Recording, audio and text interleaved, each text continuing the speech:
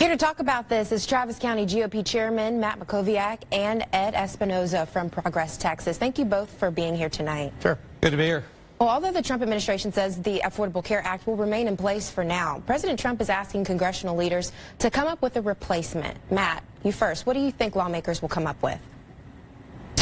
Well, it's not clear to me that would, even though we're going to have divided government, and I think it would be better for the country if you had a health care plan that through the federal government that both sides are invested in. Obamacare was done on a party line basis, and Republicans were not invested in it, and so that I think was a problem. I don't think in divided government they're likely to do much. This particular ruling is going to be appealed to the Fifth Circuit Court of Appeals. We'll see, what direction they go, and then I presume it would be appealed to the U.S. Supreme Court. So this is still several years away. No one's life is going to change in the interim.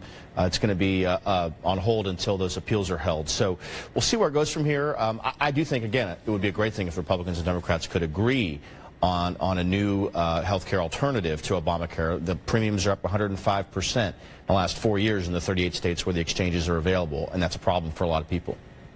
Well, the president instructed Congress to pass a strong law that provides great health care and protects pre-existing conditions. Pre-existing conditions has been one of the most supported pieces of the Affordable Care Act.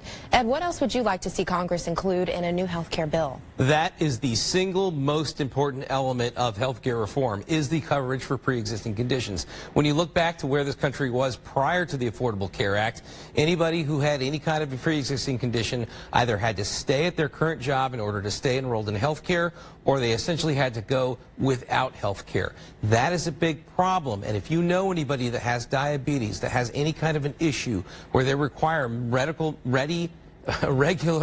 medical care, sorry, it's Saturday night, they require this coverage, and that is a problem for a lot of people. So far, Republicans have yet to come up with an alternative plan that covers pre-existing conditions. The Democrats have a plan.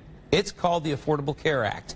If Republicans want to make it better, they got to put their money where their mouth is and work with the Democrats to come up with a better plan. I think Matt is right.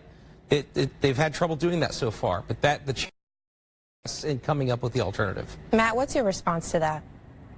Well, let's start by saying, this is an important ruling, I think, and there's been, I think, some shock around the country about this ruling. This goes to the question of severability, of whether if one thing is removed, can that take down an entire law? And in this case, this district judge in Texas did rule that way.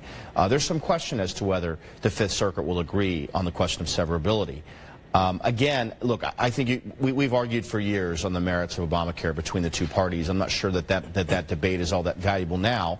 I think in this case, you had the Texas Public Policy Foundation leading the fight on behalf of individual plaintiffs, Rob Henneke doing that, and then you had, of course, Texas Attorney General, one of the two, Ken Paxton, one of the two Attorney Generals leading the 20-state coalition. So all that's going to matter is the ultimate result. The initial ruling is interesting. It creates a lot of debate. It's going to create, an appeal. But what the Fifth Circuit does and ultimately what the Supreme Court does is what's going to matter.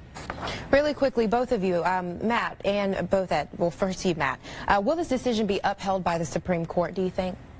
Well, it first depends what happens in the Fifth Circuit. And obviously now that you have Kavanaugh in place on the Supreme Court, it would give conservatives a narrow split. It would be the third time that Obamacare has been heard before the Supreme Court. So we'll see. It depends what happens in the Fifth Circuit first.